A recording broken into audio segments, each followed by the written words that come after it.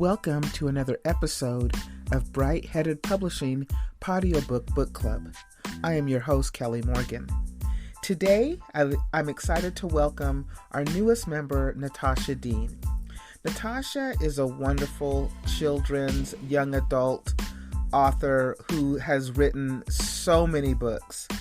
Today, she's on the show to talk about her children's book, Maria and the Plague, a Black Death survival story, but we're going to talk about all of her books. It was a pleasure speaking with her and meeting with her.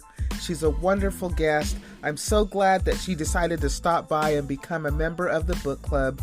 Welcome to the podcast, our newest member, NATASHA Dean.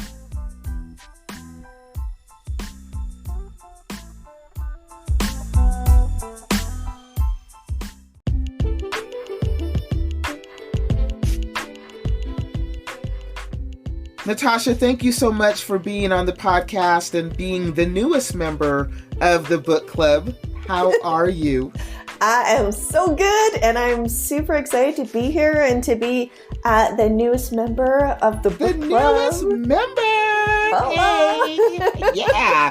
So I'm so glad. I'm so excited because, the book club is growing, and you are somebody who has multiple books. I mean, several books. I mean, a lot of books, like over 25 books. And that's a lot of books. Some people are just trying to crank out that one, right? One is, but you've got all these books. So I want to talk about your publishing journey and what that looked like. Did you always know that this was something that you wanted to do? Did you always know that you wanted to be an author?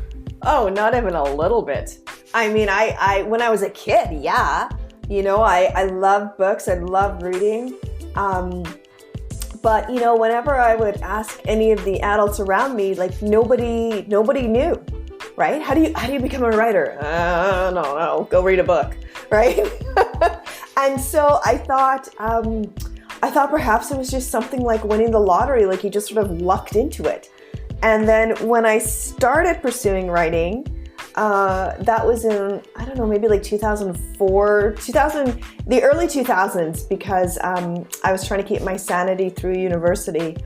And the information was just starting to come, like agents were just starting to have blogs, and I don't even know if Twitter was out yet. I mean, it was just like a little bit pioneering days, you just sort of wandered around and hoped you got the information. And now luckily there's loads and loads of information out there for writers who want to pursue this than in the past when you just, I don't know, thought maybe you'd run into a publisher, your eyes would meet over the produce aisle. I don't know. When you decided that you wanted to like publish, I'm going to publish this book, did you know the steps? Did somebody kind of guide you? Was it trial by error? Did you know that, I need to do this, or I need to do this, or I need to watch out for this? Because there's a lot of predators out there in the publishing. Oh, yes. It's very much writer beware.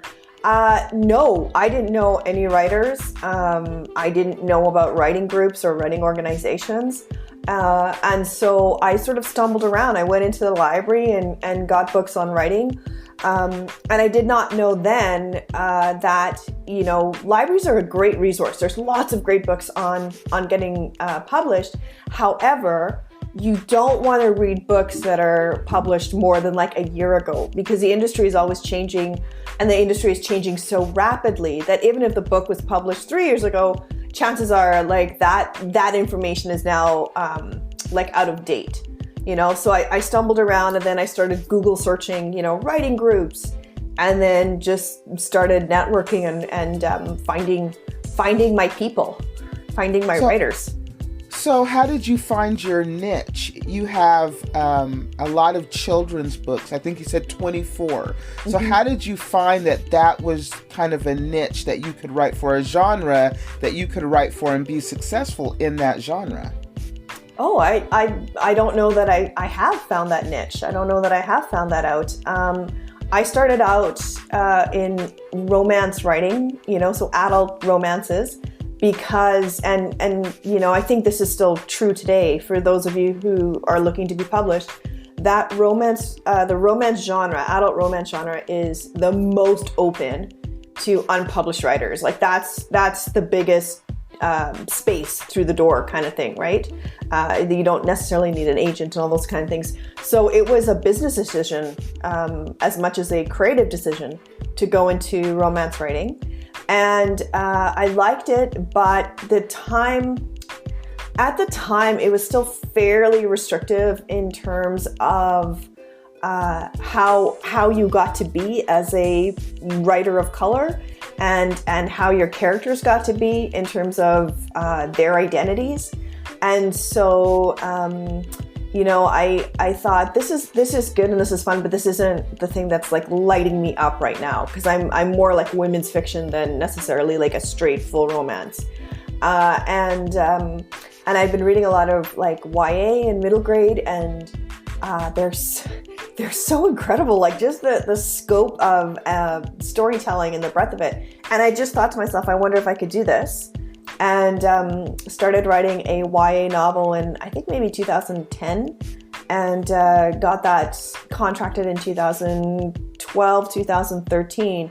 And then since then, yes, you're absolutely right. I write for all age groups. So I write for the littles, so like the 6 and 7-year-olds, all the way up to the big kids, the 18, 19-year-olds. I write in a variety of different genres, from fantasy to contemporary to historical, and then writing for different reading levels, right? So I have books that are for kids who read it at grade level and who love reading and love getting lost in stories. I also have books for kids who need a little bit of extra love and kindness when it comes to storytelling. So it's going to be a simpler vocabulary. It's going to be a linear plot.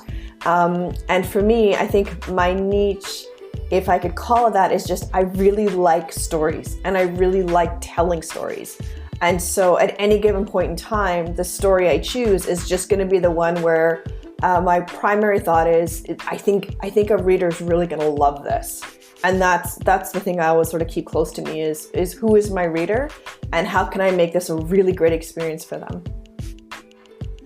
As a storyteller, I think the ability to tell a story cannot be taught. I think it's just something that's in somebody, right? But I guess my question to you would be is, how do you decide what story you're going to tell? Because it sounds to me like you're somebody that has a lot of stories in their mind. So how do you decide what story you're going to tell? Well, it's an interesting thing that you say, and I love that. I am someone who struggles with writing, and I am someone who really had to work hard and got a lot of kicks in the head to learn how to tell a proper story. And both like orally and written stories, right? So I'm Caribbean, I'm Guyanese. And Guyanese people, Caribbean people, we are storytellers, right? And I grew up listening to stories, but trying to tell stories was a whole other thing where you could just see you see people's eyes glazing over, and I thought, okay. So I really had to work hard. I really had to work hard on the proper ways to plot and how do you, how do you parse out your character's secrets in a way that will keep readers turning the page but not frustrate them because now you're just being like way too opaque. And so, like when it comes to the storytelling and which story I choose, a lot of times it's just I'm juggling different stories until the point where I can really hear like a character's voice, right? My main character. And then as soon as I hear their voice, that's the story I'm going to focus on. And that's the story I'll concentrate on until I can get it done. But, for writers out there, I mean, we write, which is great, but really the trick to being a good writer is to be a rewriter, right? And the first couple of drafts, I mean, all you're doing is you're telling yourself that story, and it's going to have plot holes and character inconsistencies and like all kinds of horrible eye-bleeding things that are happening in your pages where you're like, let no one see this, right? This will never see the light of day. Right. And then at the point we start rewriting, at the point we go, okay, well, this is a good story, and now we're writing for our audience, right? And yeah, so it's just, it's listening for the voice. And then when that story is at the point where I'm like, okay, there's the edit, then usually what I end up doing is letting it sit for like a month or so and going on and working on something else just so I can create that distance.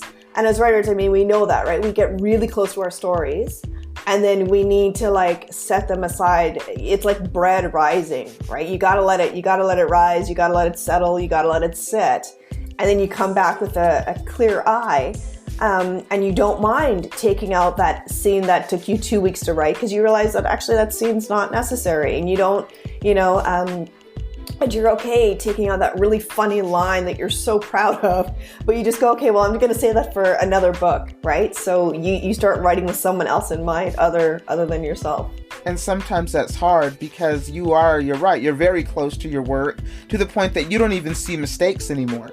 Oh, it looks true. Perfect. Yeah. It looks great. Yeah. There are no errors, and it's full of errors and typos and. Gosh, is that true, right? And then you go back a month later and you're like, what? What am I doing? Who told me this was good? Like, Brett, You have failed me. Yeah. So I get it. So let's talk about the book. You've got so many, so pick one. What one are we going to talk about? Well, we can start with my most recent one, which is Maria and the Plague. And that's a Girl Survive story through Capstone Books. So tell me about the Girl Survive story, and then tell me about Maria and the Plague. Okay, so, and I'm so happy to talk about Capstone. So Capstone's Girl Survive series is incredible. So it's written for kids who are 8 and up. Right, so they're very appropriate stories in terms of really knowing the line between excitement and suspense and fear, and not blowing the littles out of the water because the content is just too gritty for them. And the reason I'm saying all this is because Girl Survive is exactly what it is. It is girls at really pivotal, traumatic, dangerous times in history surviving through these moments that we know about when we look at the history books, right?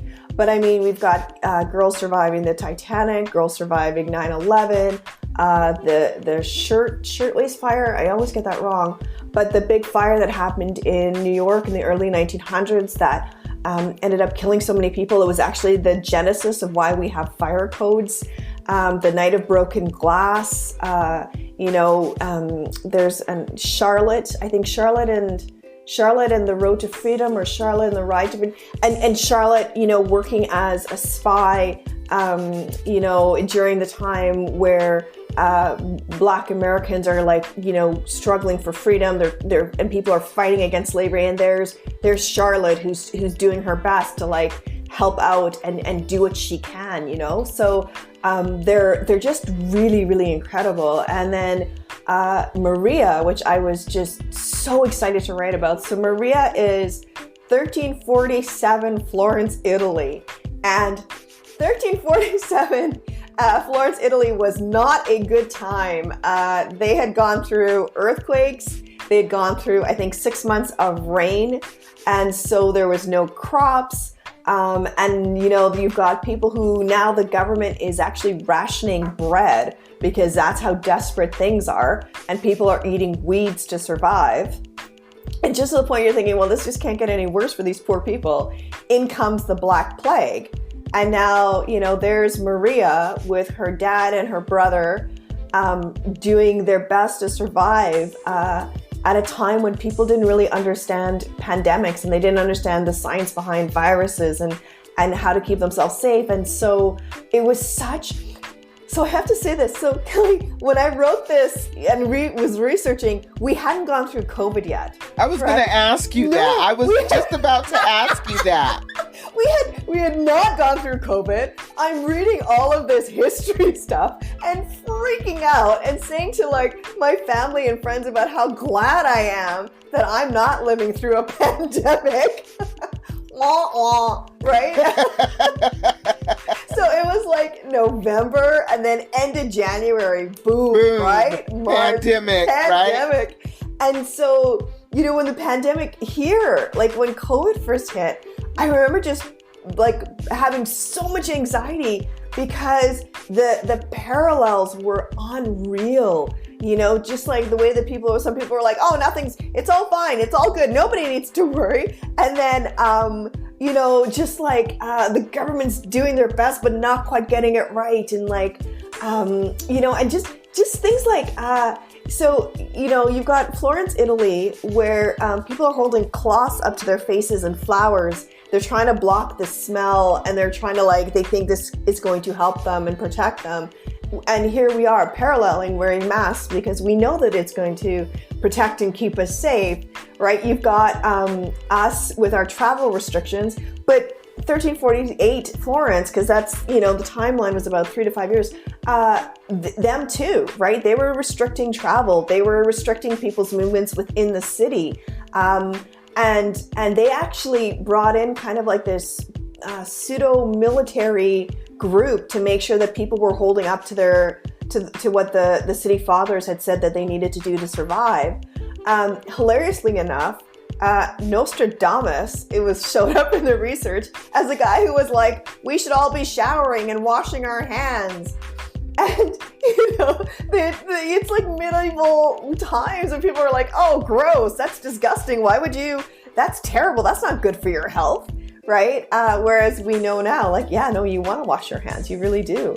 And then the other parallel that I really loved was the idea and the reality that in both times you have people stepping in to help other people, and the kindness of neighbors and the kindness of strangers, and that even though there are these really scary things that are going on and we're not necessarily sure, people were still like, we are stronger together, we are stronger as a group, and we're going to choose the safety and protection of all of us over like the one of us, Right. And it was just that it was such incredible research and then here we are, right? Like however many hundreds of years later doing kind of similar things.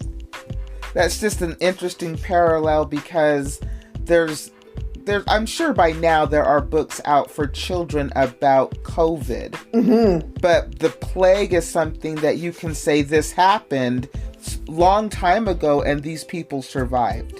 Yes. Right? They did survive the plague. We don't have that anymore on that level, that scale. And that kind of says, it will be okay for us here in this time as well. Yeah, we will get through this, and the fact that we've got not one, but 4 vaccines within a year of, when it really hit hard was March, right? That's when everything started going into lockdowns and really severe travel restrictions. And here we are, like in March, and people are already being vaccinated and people are already getting their second vaccine shot. That's incredible. That is, if you ever wanted to know about like hope and the goodwill of humanity and the fact that we will band together to help each other, I can't think of a better example than 4 vaccines within a year. Like the science and the technology and the teamwork behind that it blows my mind. It's incredible. Yeah, it's incredible. It's extraordinary. It really is, because it doesn't happen all the time. And it's history. And that's what I tell my kids. I said, this is history. This is history. They will be talking about this years from now. Oh, for sure. For sure, right? One day it's going to be someone coming up to your kids and being like, okay, grandma, okay, grandpa, like, what was it? What was it like? And they'll be like, right. Oh, there was runs on the toilet paper. That is so true. That is so true. So, Natasha, you are so funny. I love you to death. Oh my God, you making me laugh.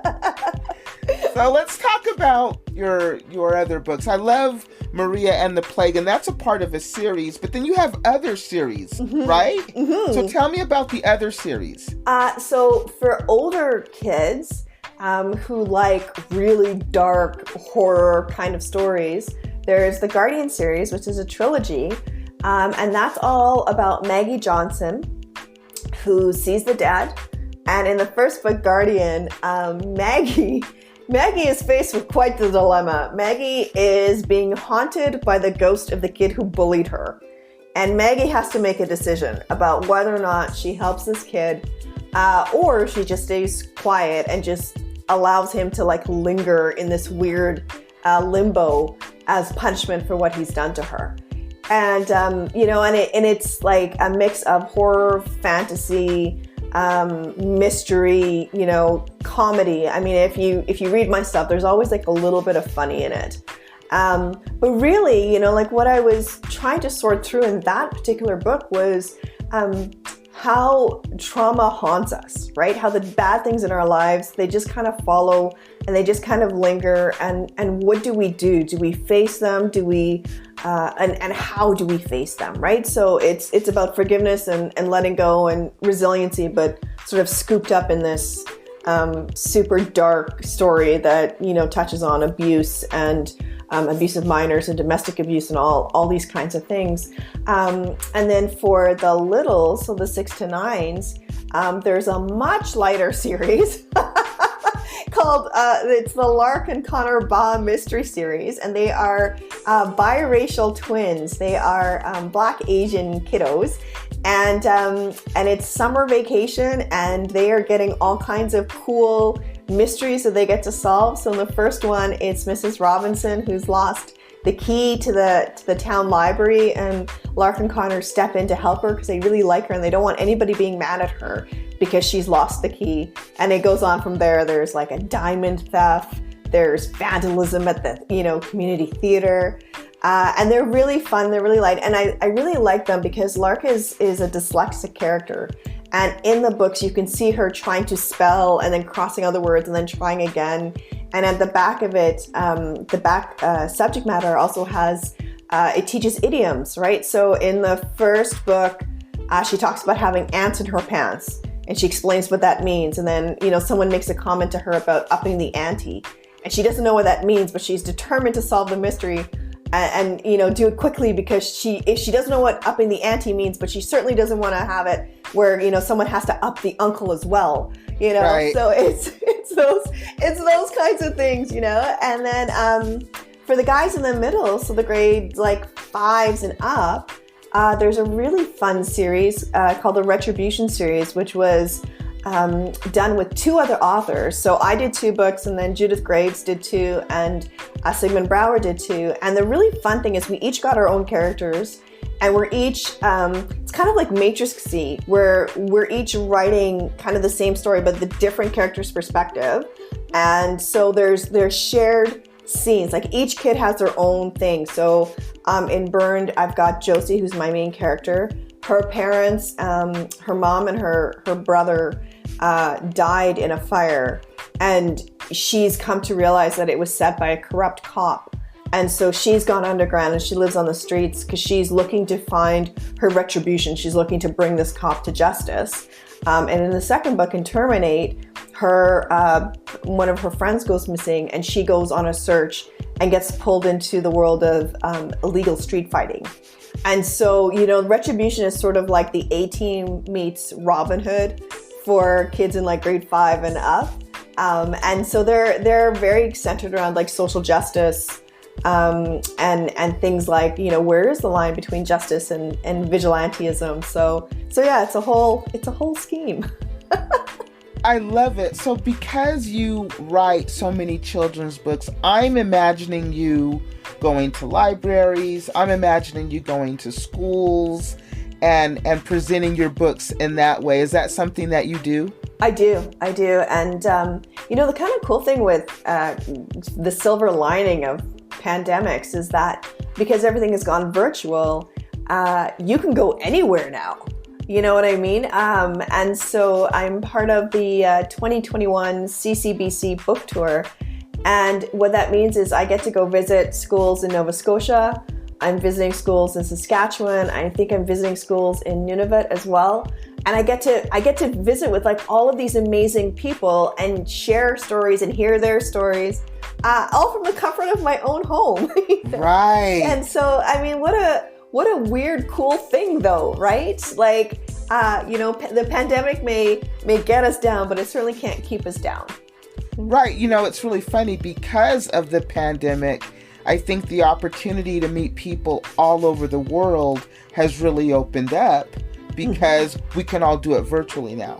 Oh. And we always could, but there was always something about going to that place, speaking in person. But now we've adapted to virtual, I don't think it's something that will go away, even when we have our new normal of traveling and being able to gather again. But I think the virtual platform will stay very popular, I guess is what I'm trying to say. Yeah, I agree with you. I totally agree with you. I think also with companies, they've realized that they don't have to yank their employees into a central location, right? That some jobs can be done remotely.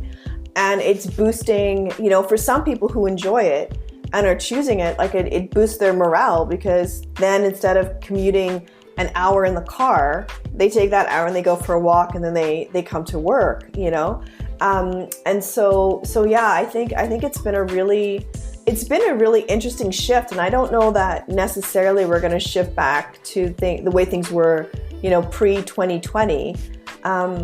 And I don't know if that's that's not necessarily a bad thing. If that gives people more space to kind of live the life as they choose to live their life, and be able to sort of move around the world in a way that's comfortable and uplifts them, I think that's a pretty darn good thing. I do too. I do too.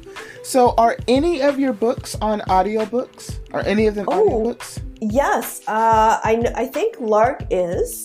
And I know In the Key of Narragansett, which came out in 2019, that's also an audiobook. And that's, if you like funny, snarky characters, Nira might appeal to you. So Nira is an immigrant teenager who desperately wants to be a trumpet player. And her mom and dad, who are Guyanese, are like, no, we did not come to Canada to, have you fall into the gutter and be an artist. You will be a doctor. You will be a lawyer. Like, you will be a professional, which is really, really common within the Brown communities. Like, they really push us to choose professional jobs over like necessarily the artistic jobs. And so through the scope of the story, she's trying to navigate with the help of her grandmother, who is a force to be reckoned with, and some of her friends, like trying to get her parents to come on board, to let her sort of dream her own dream instead of living out their dreams. So it's funny and it's sad, and it's gotten really good reviews and really great feedback. And that one is definitely on audiobook. Are there any plans to put any of the other books on audio? You know what? Probably. I usually just work on what I'm working on, and then as my publishers come in, they'll be like, "Oh, hey, this is what we're doing." I go, "Oh, okay, great, thank you." But yeah, I hope so. I think there's a couple, but yeah, I hope for more. I mean, why not? Audiobook opens up your audience even more. Oh, for sure. To those who are maybe stuck in the car doing that commute.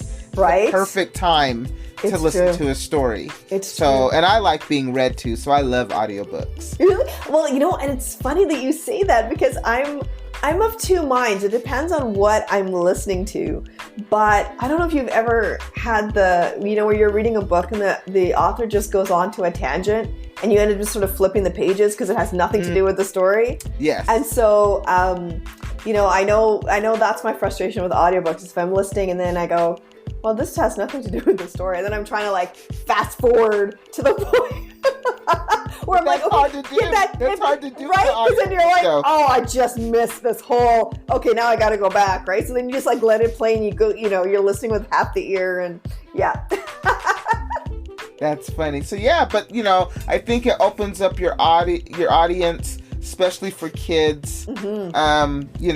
So I think one of the important things about children's books is the ability to find a great illustrator, right? To really help bring your characters to life. And from the books that I've seen of yours, it looks like the illustrators have been fabulous. But if somebody is looking for an illustrator, what advice, and they're trying to be a children's book author like you, what advice can you give them? That seems like that to me would be a little challenging. So how do you go about doing that? That's a great question, because it depends on if you as a writer are choosing to self-publish and independently publish, or if you are choosing the traditional route.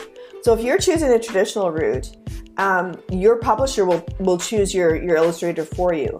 And I've been really lucky because every single one of the illustrators that they've picked have been phenomenal, like just super amazing. I look at those illustrations and I wish I could draw like that. Like I wish. But now if you're going into the independent route, that's going to be a little bit different, right? That's going to be a little bit trickier. So you're going to want to do things like going on Instagram, finding out who the illustrators are. Like, I think, so if it was me, if I was going to do an independent publishing book and I was going to find my own illustrator, I think what I would do is I would go into the library and I would look at different picture books and I would look at those illustrators. And then I would go online and I would research them and I would see if they take on, independent work, if they take on commissions, or if they just solely work for publishing houses. And then I would also really look at my budget because, illustrators and writers, none of us are working for free, and we all have bills to pay, right? And it's great to sit there, and I think it's one of the things that we have to be really careful about as artists is those gigs where people say, well, I can't pay you, but I'd love to tweet you out. I'll give you exposure. And I always think, well, that's great, but I can't call up Visa and say, hey, Visa, would you take this person's tweet as my monthly payment this month? Like, Visa's going to be like, nah, man, give me the money. And it's the same thing. So I don't know what the standard fee is for illustrators, but it's not going to be pennies, and it's not going to be like a couple of bucks. Like, it's going to be in the hundreds, maybe even in the thousands. And even things like, when you're designing cover art, if you're not someone who can design the cover art yourself, I think the range is somewhere between $250 and $500 to have someone design the cover art for you for your book.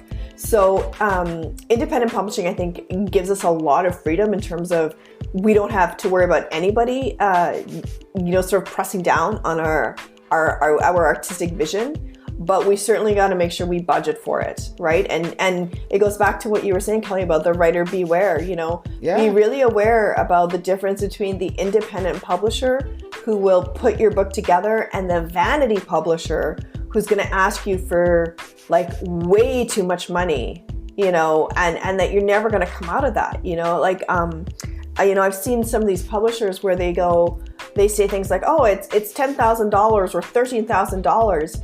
And I think, my goodness, are you kidding? Like, if you saved up and did it yourself, like bit by bit through like Kindle, through Amazon, through Smashwords, it's not going to be $13,000, especially when some of these publishers are like, give me $13,000 and we'll give you 50 copies of your book.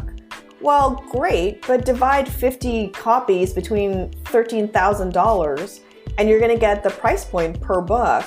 And is that really are you ever going to get someone to pay that level of cost for your book, right? And then the question is great, I have these 50 books. Now, what exactly do I do with them, right? Yeah. So, yes, here's $13,000. We're going to publish your book for you, but we didn't say anything about marketing your book. Yes. Right? Yeah. So, we'll put you on Amazon. We'll put you on Barnes & Noble, but you can do that yourself. You can do that yourself. Yeah, absolutely. So the question becomes is your publisher the one that's really going to market and push that book? Mm-hmm. Or is that going to be you? Because there are publishers who will ask you for your marketing business plan. Yep. Yeah, right? and you hit the nail on the head like so well because, I do have books that are independently published. Like when I said I love stories, I really do. And when independent publishing came up, I thought this is a really great opportunity to learn what it means to be a publisher, right? Like I can learn all this stuff and then it's only going to help me as I kind of move along. And that's how I know that some of these publishers are going to ask you for a whole lot of money and they're not actually going to do anything. They're really not going to edit. They're telling you that they have a team, but it's like one dude in his basement, and whereas, right? I laugh because that's what happened to me. Oh my God. It's like, That's so funny because it's so true. It's true. It's true. And you really, I always really encourage and caution writers, know yourself, know where you want to go with your career, and make the choices accordingly. And it's going to mean making really, really hard decisions, because it can be very flattering to have someone come to you and say, oh gosh, we'd love to publish you. Would you sign this contract? But do your homework. Are they reputable? Do they pay on time? What is their marketing plan? What is their expectation of you? What is the editing going to be like? Like, there's just there's so many things that you have to really, really be aware of, because if not, those things will follow you. I had a couple of contacts like years ago who signed into a publishing company that was really dodgy. And I remember this publishing company coming to me and being like, oh, we'd love to publish you.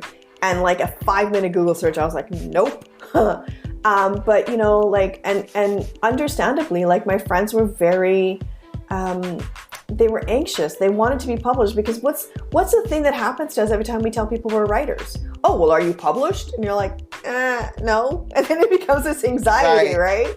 And then stuff hit the fan. The publisher was taken to court. There was like all these judgments against them. And what my friends found out was that, when they were going to go into like other publishing houses, when they were going to go into agents and all those kinds of things, that those publishing companies and those agents would Google them and go, well, why did this person sign with this company? Like, this is not a good company. And so it can follow you, right? So you want to make sure you're hungry, but you don't want to be starving, if that makes sense. Yeah, and that's true. And you know what? They do appeal to the flattery. That's why I think they're called vanity presses, because they do flatter you and make promises, and then it never happens. And I think as writers, you have to understand that it's a process. Yes. It takes time. And if you are going to self-publish, you're going to need to pay for an editor. Yes. You're going to need to pay for an illustrator or a graphic designer, unless you can do it yourself. Yeah. Because when you do put out your book, you have to look at it as an investment or your legacy, and you want to put the best work out there possible. Somebody had told me she didn't feel that the market was saturated as far as because of self-publishing, but she felt the market was saturated with a lot of garbage because you can self-publish. Yeah. Right? Somebody can say, hey, I wrote this book. It's great. I don't need an editor. Looks great the way it is. I'm just going to go to Amazon and publish it. Yeah. And I'm sure it happens. Oh, for sure. Well, I don't know if you remember when the self-publishing first came in, and Amazon Kindle had this thing where you could put your book out for free, and you could put your book out for 99 cents. And readers were really excited, because who doesn't want a book for 99 cents? And then all of a sudden, there was this huge backlash, because people realized that a 99-cent book, like, chances were it could be good, but chances were all really good that this person didn't care enough about their readers to take the time and to be patient and to do the edits. And I know, that's like kind of a hard thing to say, and it's a hard thing to hear, but we have to respect our readers. We have to keep them in mind all the time. But then the backlash came, where as soon as you said your book was 99 cents, you could just see that people went, oh, one of those. Right? So you wanna respect your craft. You want to respect your readers. Well, you want to put the best possible book out there possible. Yeah. Right? I'm not saying that you have to spend your life savings to do it, but I'm saying that when you do put your book on Amazon or Barnes & Noble or whatever, you want it to be the best possible work that it can be. Yes. Right? And I think it's, it's worth doing your research on things like this, because I know even with, so here in Edmonton, Alberta, Canada, that's where I live, there are some of the universities and colleges here where the students who go through for graphic design, they need to have a portfolio. And so you can hire them, and they're not professional rates. You don't want to, you want to pay them a decent amount too, right? But it becomes this like really kind of mutual thing because they need work for the portfolio and you need their work for your book. So there's places to negotiate. Like I know I had a student who designed my website like 1 billion years ago, and it was more cost effective than going through a company, but it was still, it was within my budget and it was within what she considered a fair amount for herself as well, so there's things that you can do there. There are communication students who can help you with social media. There's English students who will help you with your editing and all those kinds of things. Like there's places and like if you have a friend that is really good as an editor, like they have that, then yes, you can trade your manuscripts through, right? You can read them for the story and they can read you for the edits and you can go from there. Like there's always a way in your budget. And I'm talking to someone who did the independent publishing on like a shoestring, right? But I also made sure that I saved up so that people were paid fairly because I want to be paid fairly, right? Like you give what you get what you give. And I would never want to disrespect somebody's their career, whether that's an editing career or a graphic career, by trying to get the Hope Diamond for 25 cents, right? And when you put it out there, it's out there. Mm-hmm. So like I said, you want it to be the best possible work that it can, mm-hmm. and knowing that it's going to take time and a process, and so that when somebody does invest and purchases your book, they feel like they got a good value. And then of course you have to deal with the reviews. It's horrible to get a review because your book isn't edited properly. Yeah. Right. Yeah. I mean, and you're like, again, you're so right because, the interesting thing is like you want, to a certain extent, you kind of want bad reviews. Like you want a bell curve of reviews, at least for me. I want a bell curve of reviews because what that means is like I have my ideal reader, the people who I'm aiming for, but my book is also enough that people who wouldn't necessarily be my bell curve reader or my ideal reader, like they're willing to give it a chance, right? And I also don't necessarily think it's, how can I say this? If everybody likes my book, I'm a little worried that my book hasn't done what it was supposed to do, right? Like not, there's lots of great books out there that I don't like, but they're really good books. Right. They just didn't appeal to me, right? So if I as a reader can be like, well, this book didn't really light me up, then I can't be persnickety or peevish when other people go, well, your book didn't light me up. That's life. That's fair. We're gonna, and then, in terms of like where those bad reviews fall in, you're right. You don't want the review where the person's like, this character changed names like 5 different times, or like, right. why were all of these, like, why were there multiple periods here, and why is this weird formatting? Like, you don't want to distract, and then also, like, for all of us, there's just going to be reviews where you just go, okay, well, someone, one of my favorite stories is Judy Blume, who is, a classic kids writer, who talks about getting this review where the reviewer just trashed her, like to the point where she said she actually took her typewriter and walked to the edge of the hill and contemplated throwing this typewriter over the hill and like never writing again. And I'm glad she didn't, because environmentally, you don't want to be throwing stuff like that. Like that's litter. Don't litter, Judy Blume. But she ended up, schlepping this typewriter back to her house. And then, years later, she ran into the reviewer, and the reviewer apologized and said that what had happened was the reviewer, was eating lunch and was reading the book at the same time. And I think what ended up happening was there was this like moment where there's a particularly gross scene and she was eating and it just set her off.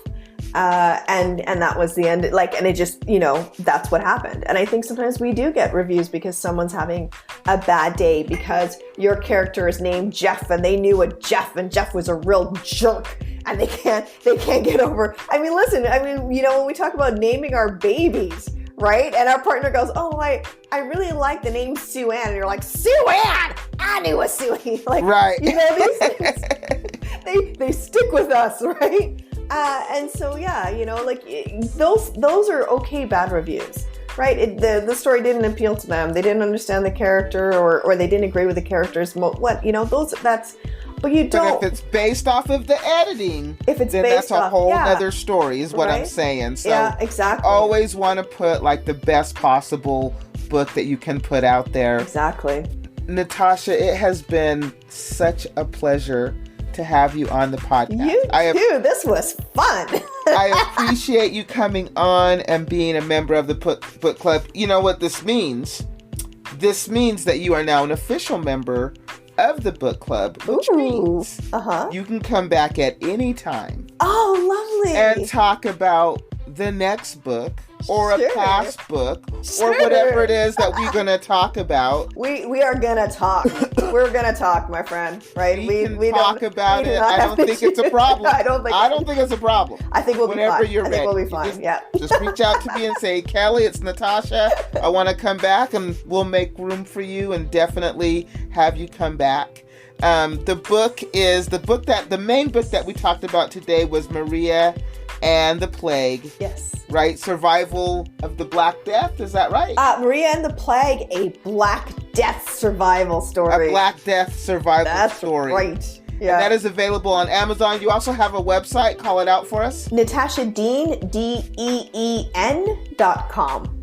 And that's where all your books can be found? All my books, and at the top right, you'll see all my social media links. If you want to join me on Twitter or Insta, by all means, would love to see you. Absolutely. And all the information will be in the podcast description. Natasha, again, thank you so much Thank you so much, Kelly. This was a lot of fun. Being on the podcast, being the newest member to the book club. Excellent. And I definitely will definitely have to come back. All right. That sounds good. That sounds great. Thank you. Bye. Bye.